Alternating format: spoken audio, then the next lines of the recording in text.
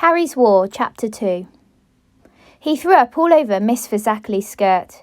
He had been feeling sick ever since they left the main junction and climbed into the juggling, jolting little train for the last lap of their journey. But the sudden whistle had finished him. Such a noise, it seemed to split the sky open. Enough to frighten the dead, Miss Fazakli said, mopping her skirt and Nick's face with her handkerchief. He lay back limp as a rag and let her do it. The way he always let people do things for him, not lifting a finger. Poor lamb, Miss Fazakli said, but Carrie looked stern. It's all his own fault. He's been stuffing his face ever since we left London, greedy pig, dustbin. He had not only eaten his own packed lunch, sandwiches and cold sausages and bananas, but most of Carrie's as well. She had let him have it to comfort him because he minded leaving home and their mother more than she did. Or had looked as if he minded more. She thought now that it was just one of his acts, put on to get sympathy. Sympathy and chocolate. He had had all her chocolate too. I knew he'd be sick, she said smugly. Might have warned me then, mightn't you? Miss Fazakli said. Not unkindly. She was one of the kindest teachers in the school. But Carrie wanted to cry suddenly. If she had been Nick, she would have cried, or at least put on a hurt face. Being Carrie, she stared crossly out of the carriage window at the big mountain on the far side of the valley. It was brown and purple on the top and green lower down, streaked with silver trickles of water and dotted with sheep. Sheep and mountains. Oh, it'll be such fun, their mother had said when she kissed them goodbye at the station. Living in the country instead of the stuffy old city. You'll love it. You see if you don't. As if Hitler had arranged this whole war for their benefit, just so that Carrie and Nick could be sent away in a train with gas masks slung over their shoulders and their names on cards round their necks, labelled like parcels. Caroline Wendy Willow and Nicholas Peter Willow, only with no address to be sent to. None of them, not even the teachers, knew where they were going. That's part of the adventure, Carrie's mother had said, and not just to cheer them up, it was her nature to look on the bright side. If she found herself in hell, Carrie thought now, she'd just say, well, at least we'll be warm. Thinking of her mother always making the best of things, or pretending to, when the train began to move she had stopped smiling. Carrie nearly did cry. There was a lump like a pill stuck in her throat. She swallowed hard and pulled faces. The train was slowing. Here we are, Miss Fazakli said. Collect your things. Don't leave anything. Take care of Nick, Carrie. Carrie scowled. She loved Nick. Loved him so much sometimes that it gave her a pain, but she hated to be told to do something she was going to do anyway, and she was bored with Nick at that moment. That dying duck look as he struggled to get his case down from the rack. Leave it to me, silly baby, she said, jumping up on the seat. Dust flew and he screwed up his face. You're making me sneeze, he complained. Don't bounce, Carrie. They all seemed to have more luggage than when they had started. Suitcases that had once been quite light now felt as if they were weighed down with stones, and got heavier as they left the small station and straggled down a steep cinder path. Carrie had Nick's case as well as her own and a carrier bag with a broken string handle. She tucked it under one arm, but it kept slipping backwards and her gas mask banged against her knees as she walked. Someone help Caroline, please, Miss Fazakli cried, rushing up and down the line like a sheepdog. Someone did. Carrie felt the carrier bag go from under her arm, then one suitcase. It was a bigger boy. Carrie blushed. But he wasn't a senior. He wore a cap like all boys under 16, and although he was tall, he didn't look very much older than she was. She glanced sideways and said, "Thank you so much," in a grown-up voice like her mother's. He grinned shyly back. He had steel-rimmed spectacles, a few spots on his chin. He said, "Well, I suppose this is what they call our ultimate destination. Not much of a place, is it?" They were off the cinder track now, walking down a hilly street where small, dark houses opened straight onto the pavement. There was sun on the mountain above them, but the town was in shadow. The air struck chill on their cheeks and smelled dusty. Bound to be dirty, Carrie said, a coal mining town. I didn't mean dirt, just that it's not big enough to have a good public library. It seemed a funny thing to bother about at the moment, Carrie said. The first place was bigger. Where we stopped at the junction. She peered at his label and read his name. Albert Sandwich, she said. If you come earlier on in the alphabet, you could have stayed there. You only just missed it. They divided us after the R's. Do your friends call you Ali or Bert? I don't care for my name to be abbreviated, he said, nor do I like being called jam or jelly or even peanut butter. He spoke firmly, but Carrie thought he looked anxious. I hadn't thought of sandwiches, she said. Only of the town Sandwich in Kent, because my granny lives there. Though my dad says she'll have to move now in case the Germans land on the coast. She thought of the Germans landing and her grandmother running away with her things on a cart like a refugee in a newspaper picture. She gave a loud, silly laugh and said, if they did, my gran'd give them what for. She's not frightened of anyone. I bet she could even stop Hitler. Go up on her roof and pour boiling oil down. Albert looked at her, frowning. I doubt if that would be very helpful. Old people aren't much use in war. Like kids, best out of the way. His grave tone made Carrie feel foolish. She wanted to say it was only a joke about boiling oil, but they had arrived at a building with several steps leading up and told to get into single file so that their names could be checked at the door. Nick was waiting there, holding Miss Fazackerly's hand. She said, There you are, darling. There she is, didn't I tell you? And to Carrie, don't lose him again. She ticked them off on her list, saying aloud, 2 willows, 1 sandwich. Nick clung to Carrie's sleeve as they went through the door into a long dark room with pointed windows. It was crowded and noisy. Someone said to Carrie, Would you like a cup of tea, Buck? And a bit of cake now? She was a cheerful, plump woman with a sing-song Welsh voice. Carrie shook her head. She felt cake would choke her. Stand by there then, the woman said. There by the wall with the others and someone will choose you. Carrie looked round, bewildered, and saw Albert Sandwich. She whispered, What's happening? And he said, A kind of cattle auction, it seems. He sounded calmly disgusted. He gave Carrie her suitcase, then marched to the end of the hall, sat down on his own and took a book out of his pocket. Carrie wished she could do that, sit down and read as if nothing else mattered, but she had already begun to feel ill with shame at the fear that no one would choose her, the way she always felt when they picked teams at school. Suppose she was left to the last. She dragged Nick into the line of waiting children and stood, eyes on the ground, hardly daring to breathe. When someone called out, A nice little girl for Mrs. Davies now, she felt she would suffocate. She looked up but unfocused her eyes so that passing faces blurred and swam in front of her. Nick's hand tightened in hers. She looked at his white face and the traces of sick round his mouth and wanted to shake him.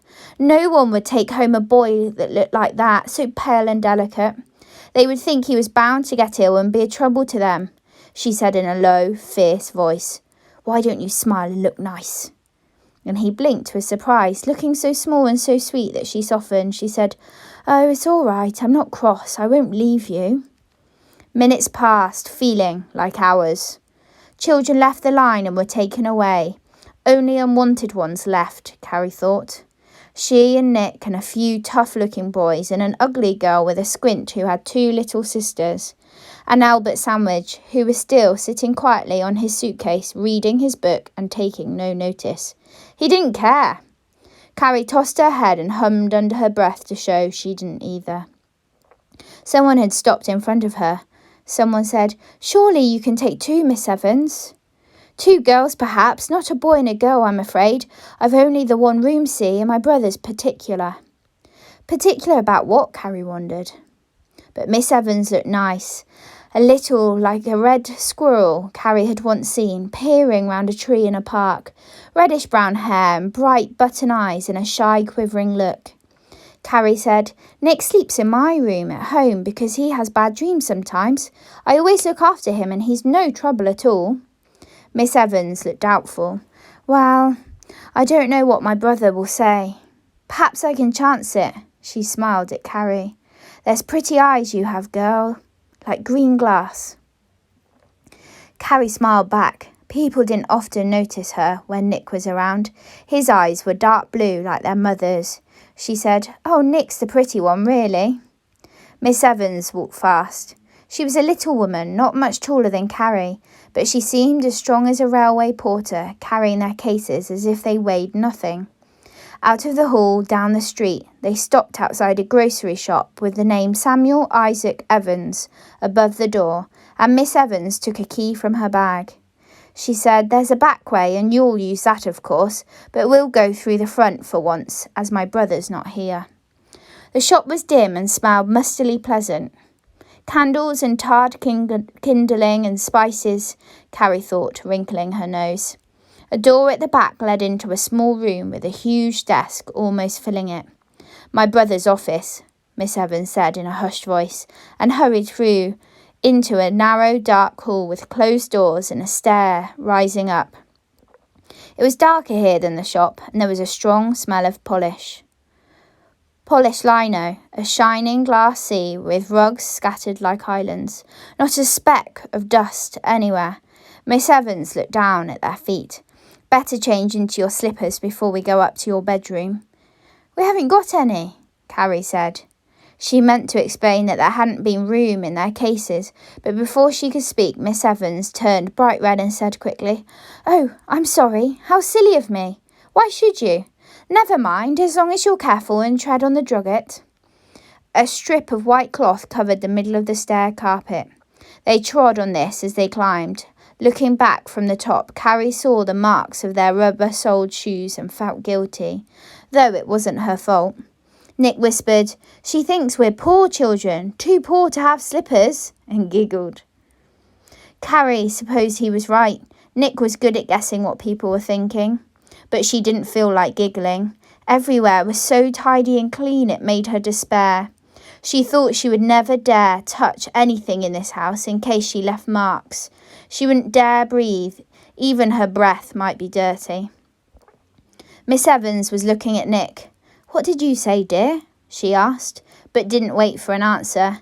"Here's the bathroom," she said proudly, it seemed. "Hot and cold, running water and a flush toilet, and your room just by here." It was a small room with 2 narrow beds and a hooked rug between them, a wardrobe and a wicker chair and a large framed notice on the wall. The black letters said, "The eye of the Lord is upon you." Miss Evans saw Carrie looking at this. She said, "My brother is very strong chapel, so you'll have to be especially good Sundays. No games or books, see? Except the Bible, of course." The children stared at her. She smiled shyly. "It may not be what you're used to, but it's better to get things straight from the start, isn't it? Mr. Evans is a good man, but strict.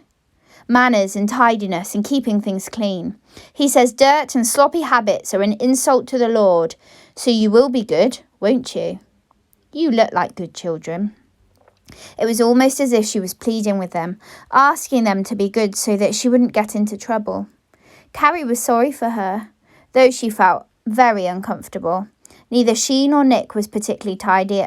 At home in their warm, muddly house, no one had expected them to be. Millie, their maid, was always picking up their toys and made their beds and put their clothes away. Carrie said, "We'll try to be good, Miss Evans." "Call me Auntie," Miss Evans said. "Auntie Louise. Or Auntie Lou, if that's easier. But you'd best call my brother Mr. Evans. You see, he's a counsellor." She paused and then went on in the same proud tone she had used when she showed them the bathroom. "Mr. Evans is a very important man. He's at a council meeting just now. I think I'd best give you your supper before he comes back, hadn't I?" They had a good supper of eggs and milk and crunchy fresh bread in the kitchen, which was as clean as the rest of the house, but more cheerful with a big range fire that threw out heat like a furnace. Miss Evans didn't eat with them, but stood by the table like a waitress in a restaurant, taking the plates to the sink as soon as they'd cleared them and sweeping up crumbs around their chairs before they'd finished drinking their milk. She didn't actually say, "Please hurry up, oh, please hurry up," but she might as well have done. Her mouth twitched as if she were muttering it inwardly. Her eyes kept darting to the clock on the mantelpiece, and there were red, nervous spots on her cheeks. She made the children nervous too, when she said, "What about bed now?"